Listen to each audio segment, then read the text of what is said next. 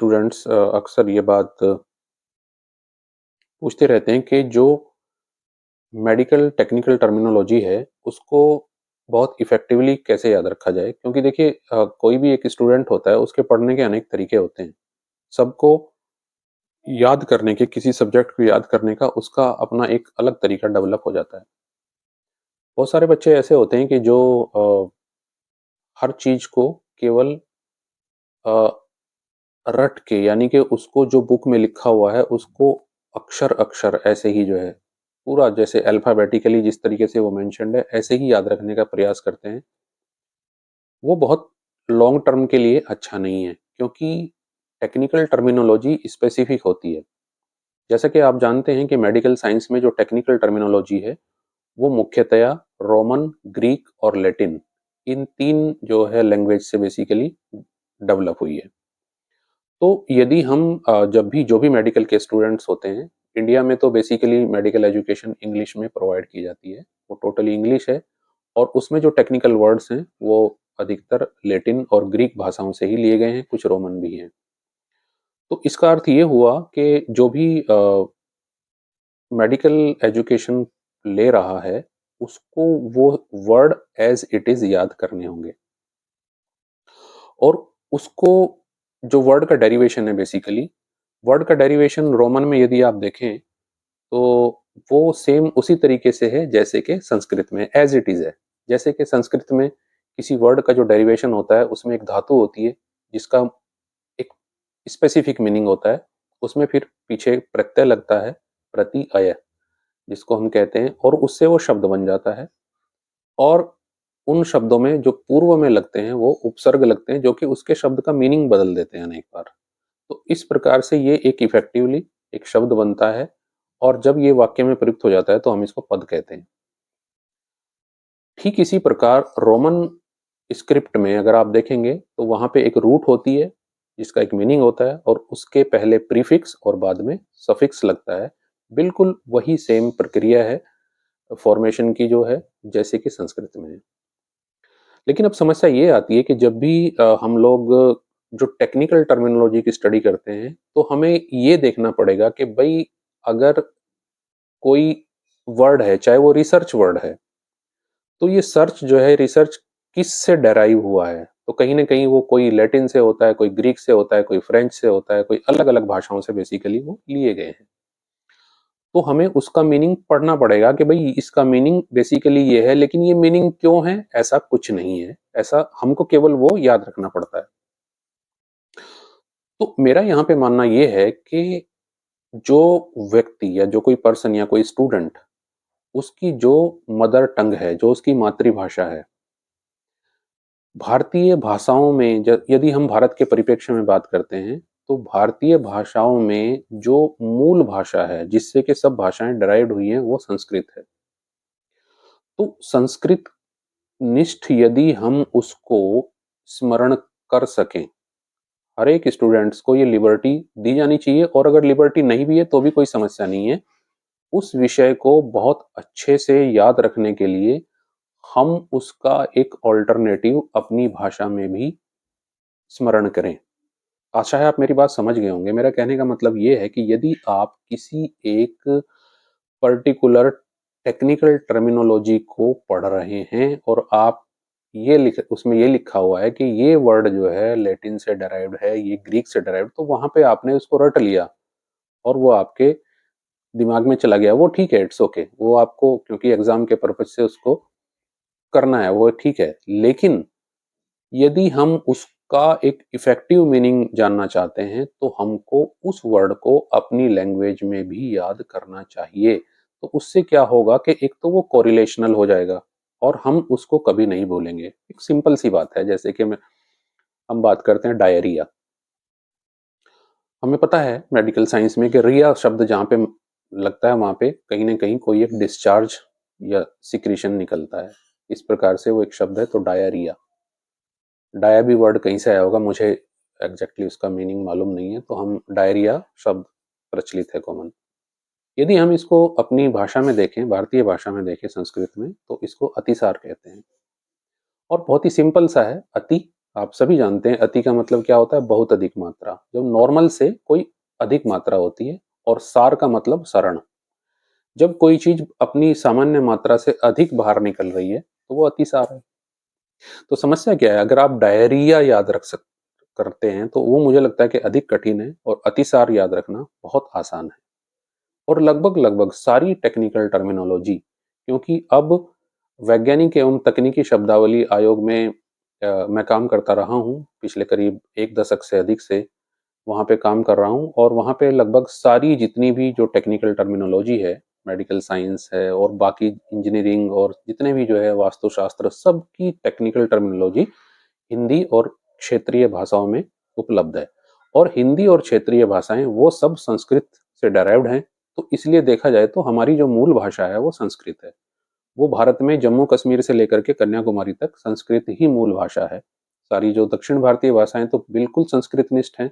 हाँ, हिंदी में हमारे कुछ शब्द जो है विदेशी भाषाओं के अवश्य हैं, लेकिन कोई बात नहीं, उनको भी हम अंगीकार करते हैं, स्वीकार करते हैं, वो हमारे समाज में प्रचलित है।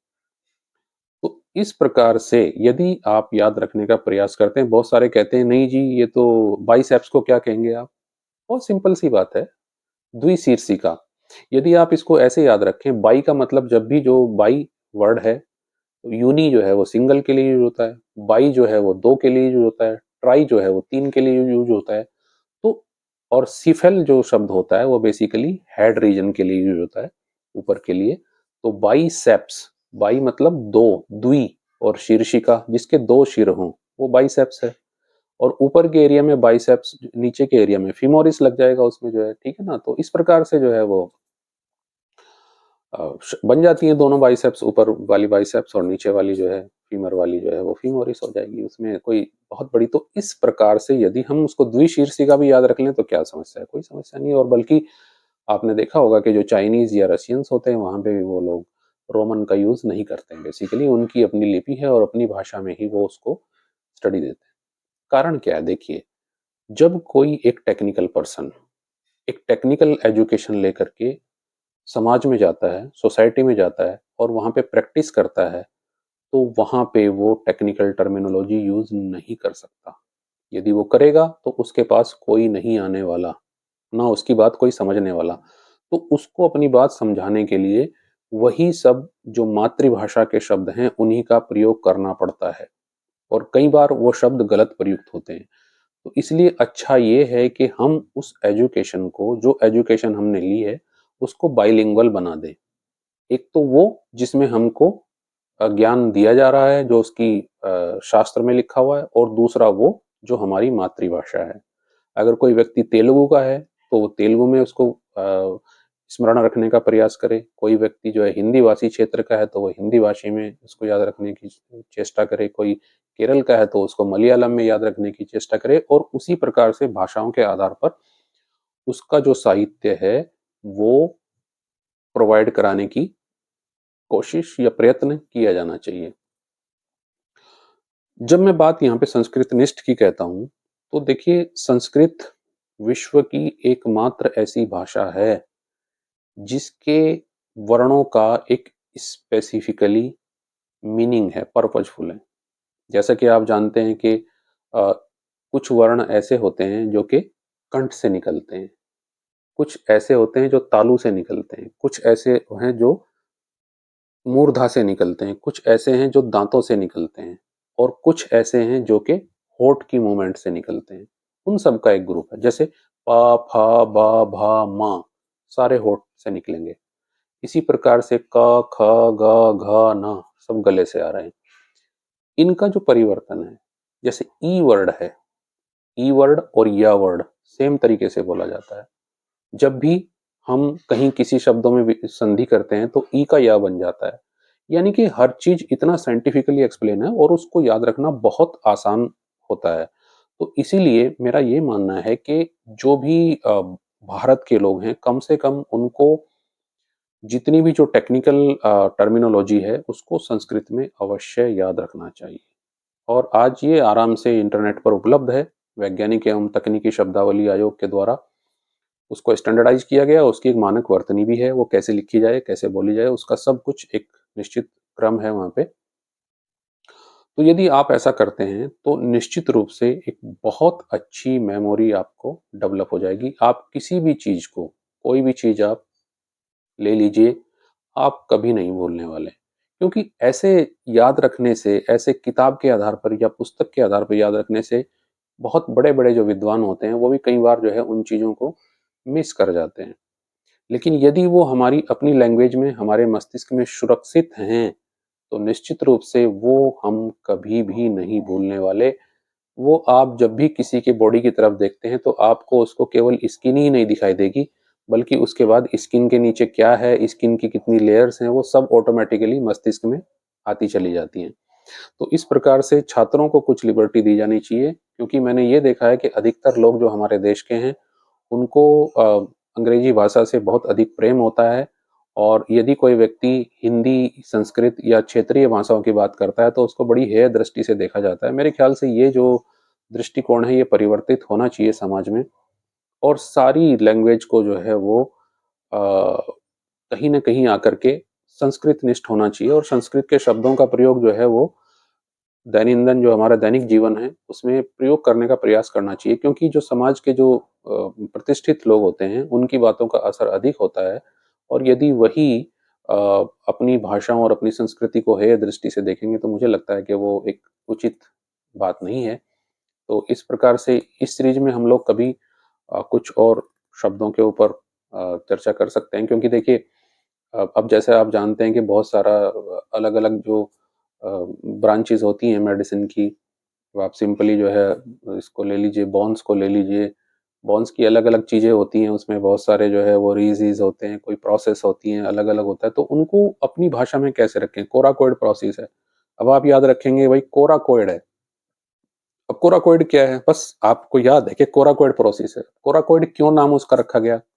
बहुत कम लोग होंगे जिन्होंने ये जानने की कोशिश की होगी, क्योंकि ये जानने की कोशिश कोई नहीं करता। बस उसके लिए ठीक है कि एक एक्रोमियन प्रोसेस है और एक कोराकोइड प्रोसेस है। जबकि कोराकोइड जो है वो बेसिकली जो कौवे की चोंच जैसा जो स्ट्रक्चर होती है, आप देखेंगे वो बिल्कुल चोंच के समान होती है, जबकि एक्रोमियन आगे से खूंटी के आकार की घूमती हुई स्ट्रक्चर होती है, जो कि क्लेविकल से जो है उसका जंक्चर होता है।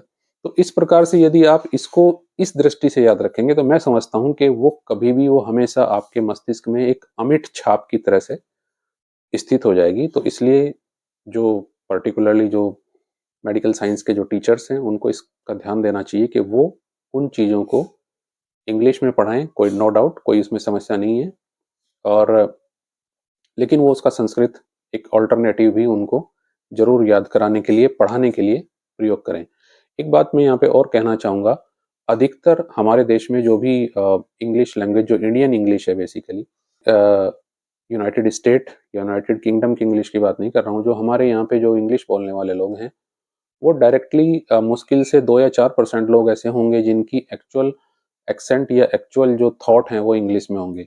नॉर्मली हम सभी लोग जो होते हैं, जो इंग्लिश में बोलते हैं, वो सबसे पहले कोई एक सेंटेंस है जो उनका जनरेट होता है उनके मस्तिष्क में, वो अपनी मातृभाषा में होता है, और उसको वो रेडिली ट्रांसलेट करते हैं। इसलिए आपने देखा होगा कि वो जब टेंस बनाते हैं उसके, तो कई बार ऐसी समस्याएँ खड़ी हो जाती हैं कि वो टेंस को कभी डिड नॉट या इस तरीके का बहुत ही कॉन्शियस होके उसको बोलते हैं, आई डिड नॉट डू।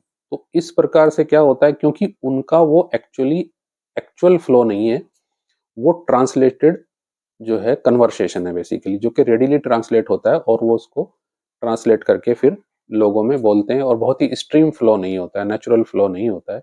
तो इसलिए उसमें कोई लज्जा की बात नहीं है। संस्कृत एक बहुत ही वैज्ञानिक भाषा है, और उसको निश्चित रूप से समझा जाना चाहिए और उसके ऊपर कार्य भी किया जाना चाहिए। ऐसे ही मेरा अ, आग्रह है। तो आशा है कि आज के लिए ये आपके लिए उपयुक्त सिद्ध होगा। Thank you very much.